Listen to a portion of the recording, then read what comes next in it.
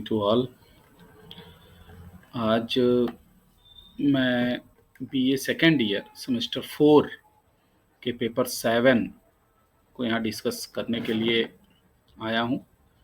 और ये न केवल हमारे सेकंड ईयर वाले फोर्थ सेमेस्टर के बच्चों के लिए इम्पोर्टेंट है, बल्कि अगर इसके टॉपिक को देखा जाए तो ये ओवरऑल किसी भी कंपटीशन एग्ज़ाम के लिए काफ़ी इम्पोर्टेंट टॉपिक में आता है।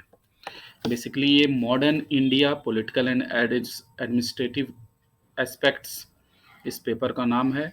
1858 से 1947, 1858 से 1947, जैसा कि हम सभी जानते हैं काफ़ी इम्पोर्टेंट सेक्शन होता है किसी भी एग्ज़ाम का। तो लखनऊ यूनिवर्सिटी के अंतर्गत इसे 4 क्रेडिट दिया गया है।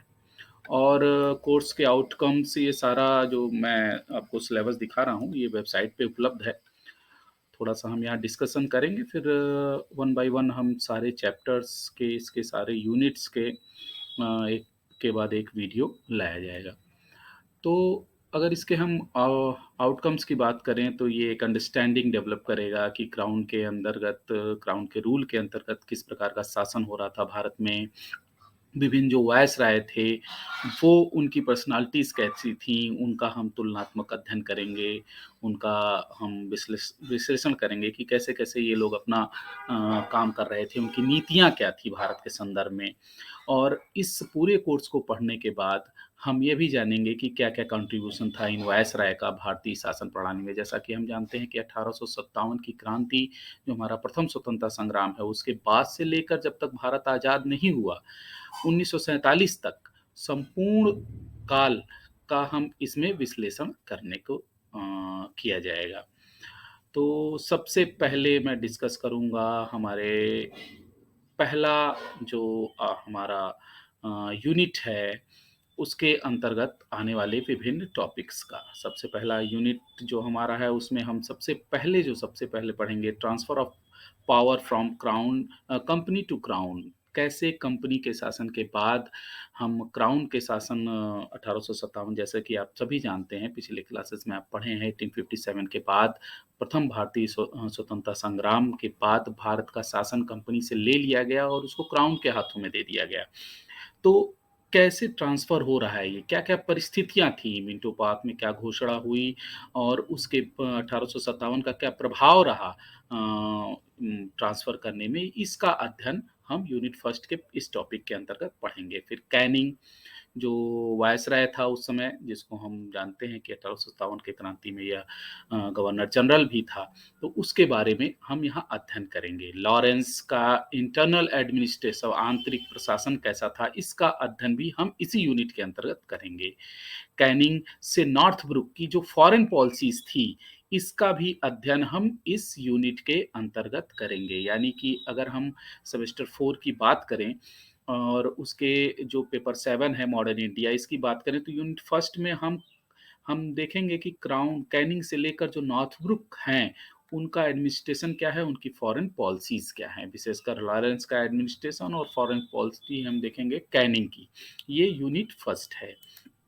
इसके बाद यूनिट 2 में हम लिटन के इंटरनल एडमिनिस्ट्रेशन, आंतरिक प्रशासन की बात करेंगे। रिपन का आंतरिक प्रशासन देखा जाएगा, जिसमें हम जानते हैं कि भाई इसमें स्थानीय स्वशासन का जन्मदाता भी इसे कहा जाता है। इस संदर्भ में इसने क्या-क्या किया, इसको हम देखने का प्रयास करेंगे। एल्गिन द्वितीय का आंतरिक प्रशासन भी यूनिट सेकंड के अंतर्गत पढ़ना है और लिटन से लेकर एल्गिन तक के फॉरेन पॉलिसीज़ का भी अध्ययन हमें इसी यूनिट के अंतर्गत करना है। तो यूनिट फर्स्ट और सेकंड दोनों का अपना विशेष महत्व है और दोनों ही हम देखेंगे कि इस समय भारतीय स्वतंत्रता जो संघर्ष है, उसमें धीरे-धीरे करके हम देखेंगे कि भारतीय राष्ट्रीय कांग्रेस का आगमन होना प्रारंभ हो रहा था। धीरे-धीरे उसकी पूर्व योजनाएँ बन रही थी और उसकी पृष्ठभूमि तैयार हो रही थी और फिर हम देखेंगे कि एक नया संघर्ष का दौर प्रारंभ होता है। यूनिट 2 तक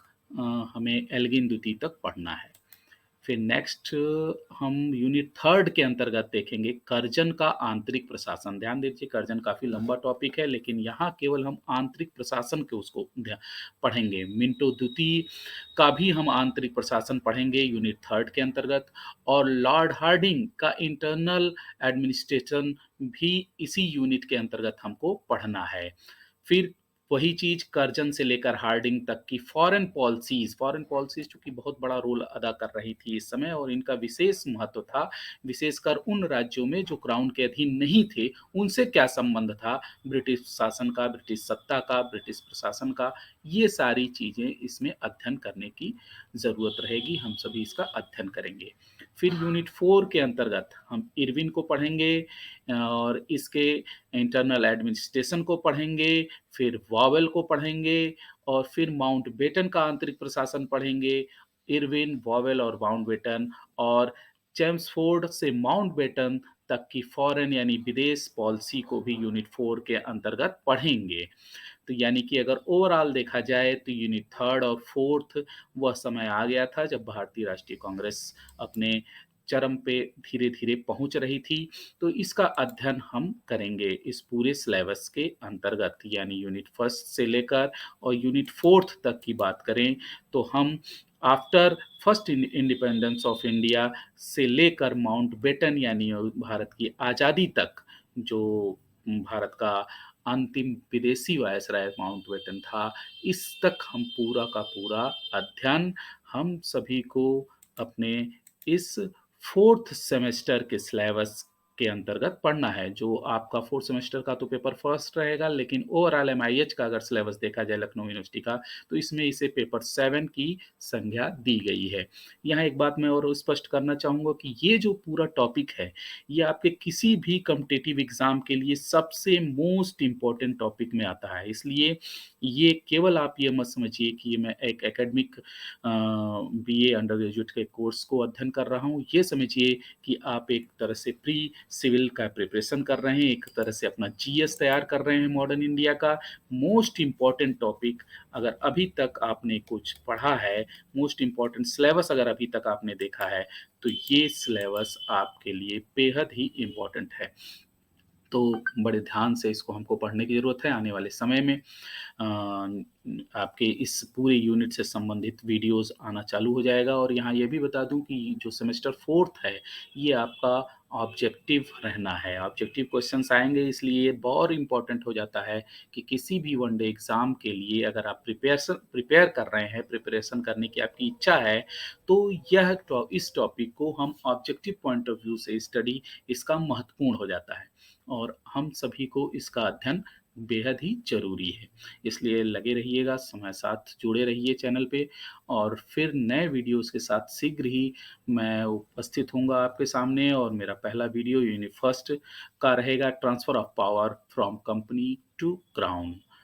इसलिए ऑल द बेस्ट आप सभी लोगों को, और ध्यान से इसका सिलेबस का एक बार पुनः विश्लेषण करिए, और फिर मैं नए वीडियो के साथ प्रस्तुत होऊंगा आपके सामने। Okay, thank you.